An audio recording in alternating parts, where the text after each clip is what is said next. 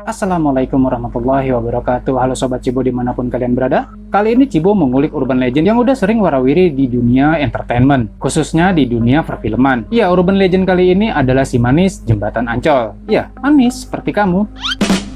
Sebenarnya ini adalah legenda yang udah sejak lama ada, terus kemudian diangkat ke layar lebar. Film perdananya sendiri sekitar tahun 1973 yang diproduksi oleh Sarinandi Film. Kemudian bermunculanlah adaptasi-adaptasi atau remake-remake dari film perdana ini hingga sampai sekarang. Terakhir diangkat lagi pada tahun 2019 oleh MVV Picture yang tepatnya dirilis pada tanggal 26 Desember 2019 disutradarai oleh Anggi Umbara. Nah, kenapa sepertinya para PH asik mengangkat cerita urban legend ini ya, Bu? Sebelum kita masuk ke pembahasan lengkap dan sedikit alur cerita versi film Si Manis Jembatan Ancol yang diproduksi pada tahun 2019 ini, Bu. Buat kamu yang belum subscribe, silahkan klik tombolnya dan jangan lupa juga loncengnya agar terus mendapatkan update dari Klik Si Cibo bila ada video terbaru. Dan let it out!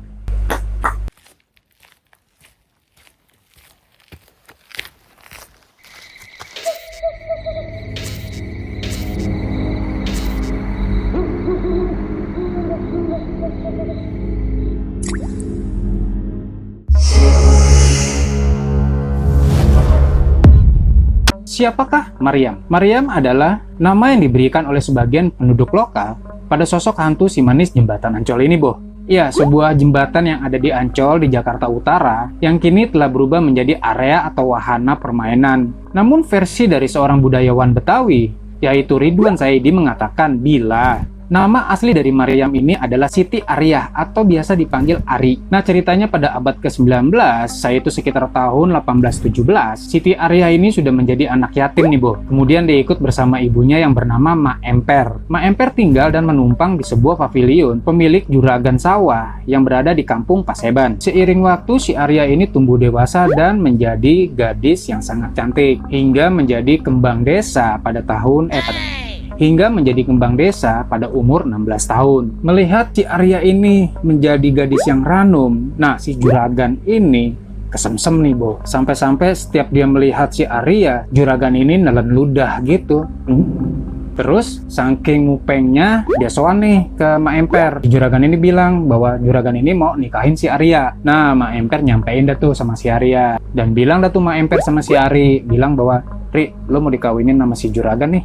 Mau nggak lo?" Jelas aja si Ari pasti nolak, karena selain bandot tua, dia juga si juragan ini juga memiliki banyak istri.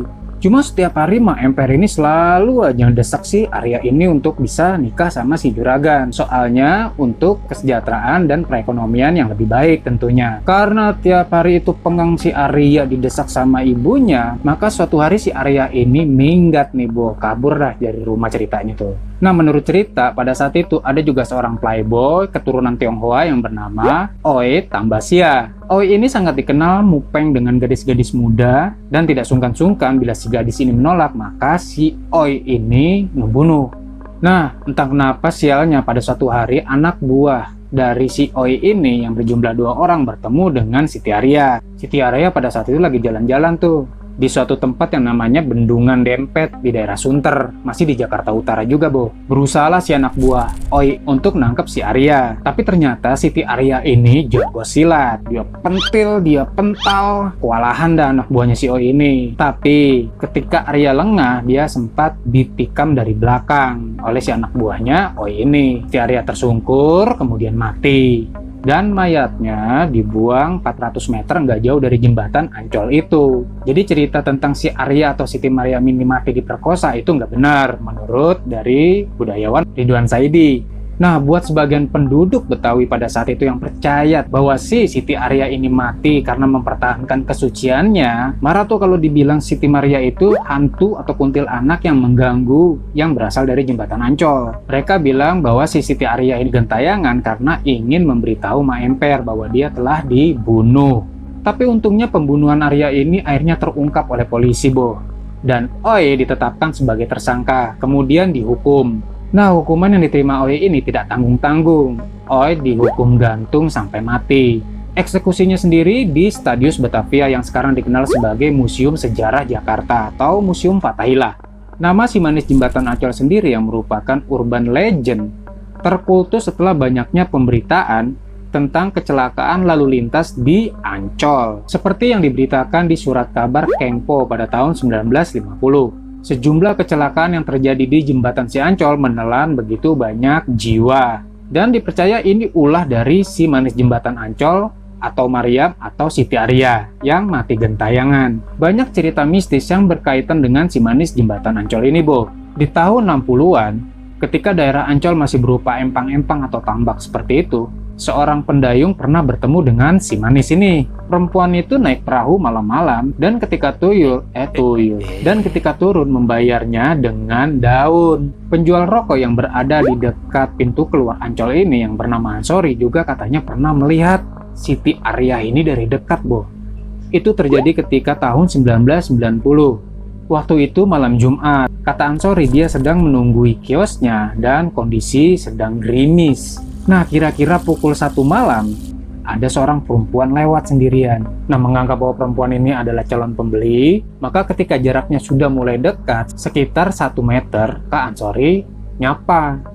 Gadis itu cuma tersenyum. Menurut Ansori, gadis ini manis, serta memakai baju kuning dan rok abu-abu. Setelah ditanya mau beli apa di kiosnya itu, tiba-tiba ngilang dong. Mendapatin kondisi kayak begitu ya Ansori buru-buru tutup kios dong, Bo. Cabutlah dia pulang. Takutnya kan balik lagi dia, ya nggak? Nah, kejadian juga terjadi pada seorang pelukis, yaitu sekitar pada tahun 1995. Pelukis ini cerita suatu hari ada seorang perempuan yang datang ke studionya minta dilukis. Sama nih kejadiannya sama si Ansori tadi, cuaca mulai-mulai gerimis gitu. Nah, ceritanya si pelukis ini juga menganggap bahwa perempuan itu adalah calon pengguna jasa lukisnya dia juga nih, Bo. Akhirnya ya dilukis dong sama si pelukis ini. Tapi lagi asik-asiknya ngelukis, kira-kira baru setengah badan, tiba-tiba ngilang lagi dong si perempuan ini.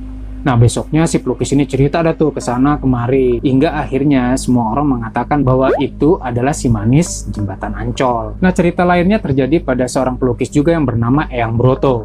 Eyang Broto adalah seorang pelukis yang sangat kejawen nih, Bo. Pada tanggal 4 Juli 1978, Eyang Broto didatangi wanita cantik dengan busana era abad 16. Kemudian wanita ini meminta Eyang Broto untuk melukisnya nih ceritanya. Sebagai pelukis ya Eyang Broto melukis dong, karena memang dianggap ini adalah calon pengguna jasanya seperti pelukis awal tadi.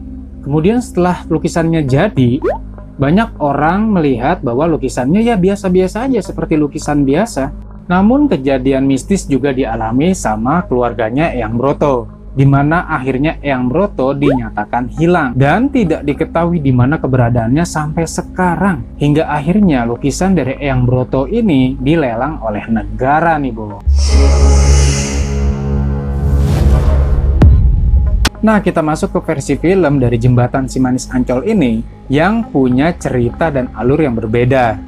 Dalam film ini mengisahkan seorang istri yang bernama Maryam dari seorang pembisnis yang kerap melakukan cara-cara kotor untuk memenangkan kancah proyek. Dan orang itu bernama Roy. Maryam sendiri sebenarnya udah capek ngebilangin si Roy bahwa apa yang dilakukan si Roy ini itu sebenarnya nggak baik. Tapi justru Roy selalu bilang bahwa tahu apa sih kamu tentang bisnis? Akhirnya Maryam berusaha untuk mengerti. Dan ini semua dilakukan demi keutuhan keluarganya nih, Bo. Mungkin si Maryam bilang capek gue. Udahlah, mending diem aja kali ya. Nah, suatu hari si Roy ini terlibat dengan seorang rentenir besar bernama Ozzy. Rentenir besar berarti resiko besar. Lebih-lebih si Roy ini kali ini meminjam uang begitu banyak pada si Ozzy ini nih, Bo. Bila nanti Roy sudah bisa menyuap seseorang yang merupakan kunci dari tender projectnya ini, maka dia akan bisa menghasilkan untung yang banyak gitu katanya. Ya, Ozzy tentunya nggak mau ngasih begitu aja dong. Kemudian si Ozzy ini meminta jaminan dan ternyata yang diminta sama Ozzy adalah jaminan rumahnya. Walau sebenarnya rumah itu bukan milik si Roy, tapi milik istrinya, si Maryam. Tepatnya itu adalah rumah peninggalan dari orang tuanya si Maryam. Hari-hari si Roy ini terlihat sangat sibuk, hingga mengabaikan si Maryam. Jelas saja si Maryam merasa kesepian dong. Nah, suatu hari ketemulah si Maryam ini dengan seorang pelukis yang bernama Yuda. Maryam ini ketemu Yuda dari ketidaksengajaan ketika Yuda diam-diam melukis si Maryam. Alasan Yuda adalah karena Maryam punya paras yang cantik. Nah, alasan lain adalah si Yuda ingin menjadikan si Maryam ini sebagai objek lukisan yang akan ditaruh di galeri pamerannya dia nanti. Akhirnya Yuda kepergok, terus mereka deal-dealan. Maryam akan memaafkan Yuda atau menganggap ini tidak terjadi apa-apa asalkan si Yuda ini mau melukiskan si Maryam bersama orang yang dicintainya, yaitu ayahnya. Maksudnya almarhum ayahnya si Maryam. Yuda pun sepakat. Pertemuan si Maryam dengan Yuda bukan tidak diceritakan pada suaminya, mengingat Maryam kan menganggap memang gak ada apa-apa. Dan Maryam juga bilang bahwa dia akan dilukis Yuda dengan almarhum ayahnya. Tapi awalnya Roy sebenarnya nggak ngasih, sebab di rumah mereka sendiri tidak ada fotonya si Roy dengan keluarganya, alasannya sih gitu. Tapi akhirnya si Roy ini ya udahlah, terserahlah, bilang sama si Maryam begitu. Nah, pada suatu hari si Roy ternyata terkena masalah nih.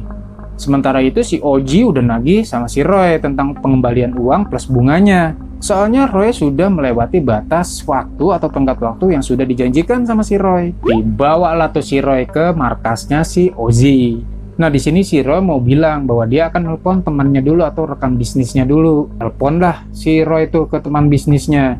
Nah, ternyata si teman bisnisnya ini bilang bahwa mereka sedang mendapatkan masalah. Uang yang diberikan pada pejabat yang menjadi kunci kesuksesan tender mereka ternyata ditangkap oleh pihak polisi.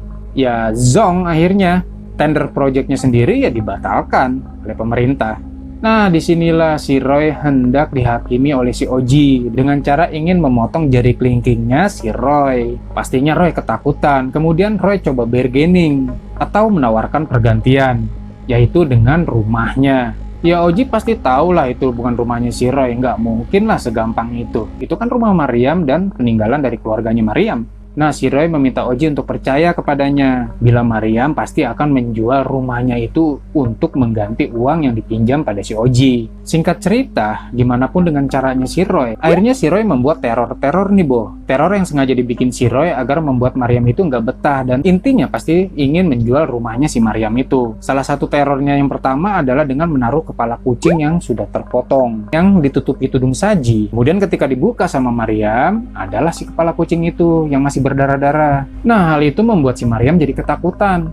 Disinilah si Roy masuk dalam skenario-nya. Kemudian si Roy membujuk Maryam agar menjual rumahnya saja. Karena alasan si Roy, karena itu adalah ulah dari pesaing bisnisnya si Roy. Tapi Maryam nggak setuju, sebab itu adalah peninggalan satu-satunya dari ayahnya. Jelas, peninggalan satu-satu dari orang yang dicintainya, yang nggak mungkin dong dijual. Merasa rencananya si Roy ini mendapati jalan buntu, maka si Roy ini mencoba menelpon si Oji.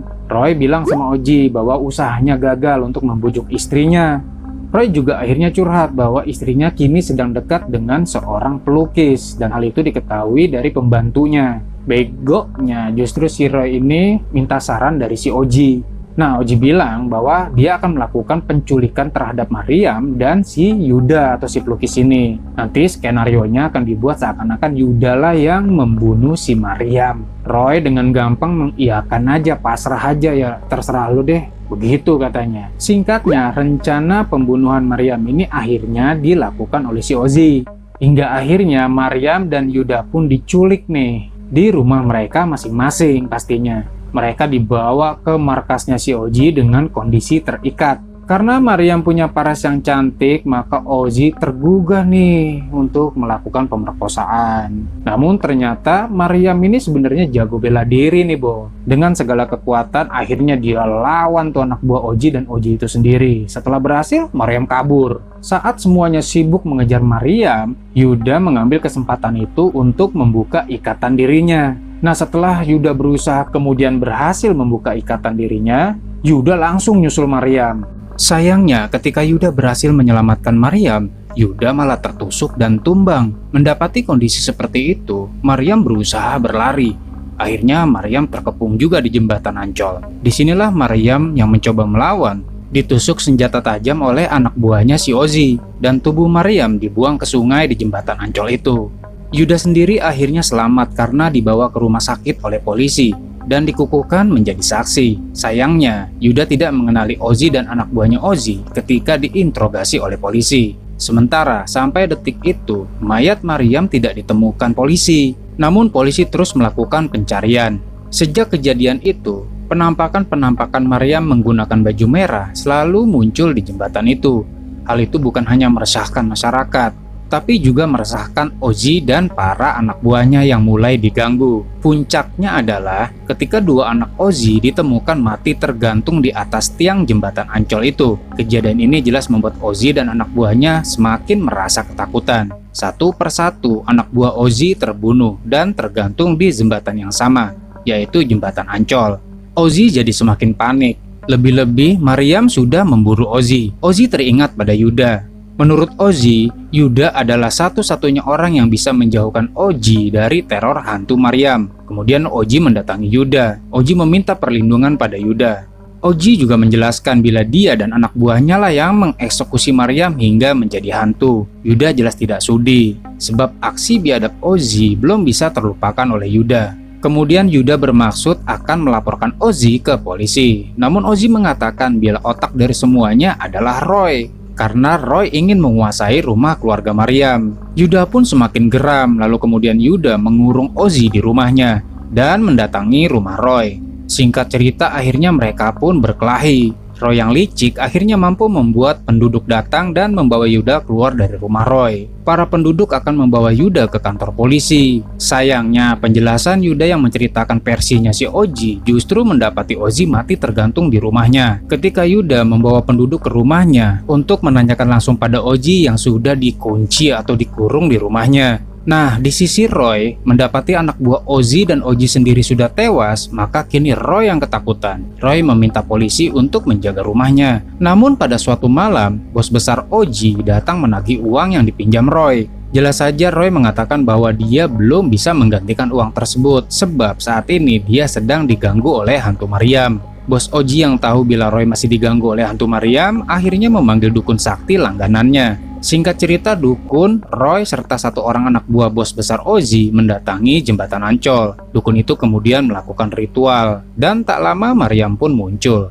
Sayangnya dukun dan anak buah Ozzy tidak sanggup menghadapi Maryam, hingga akhirnya giliran Roy yang hendak dihabisi oleh Maryam. Namun tiba-tiba Yuda datang dan menghentikan aksi dari si Maryam.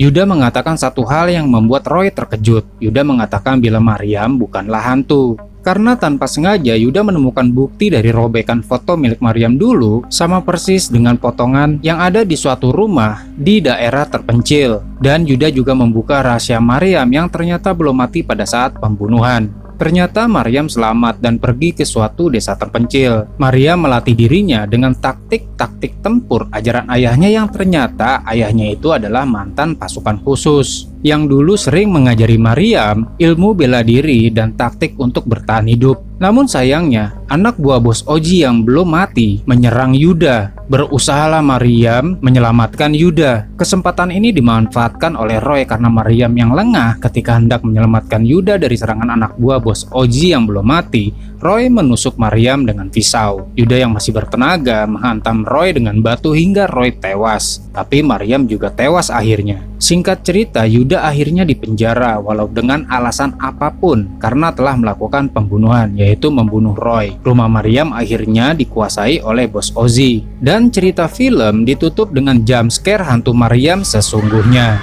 Nah Sobat Cibo, itulah kisah dari berbagai versi seorang Maryam, atau si manis jembatan Ancol, atau si Arya. Like video ini bila kalian suka dan dislike bila kalian tidak suka. Sampai bertemu lagi di next video. Wassalamualaikum warahmatullahi wabarakatuh.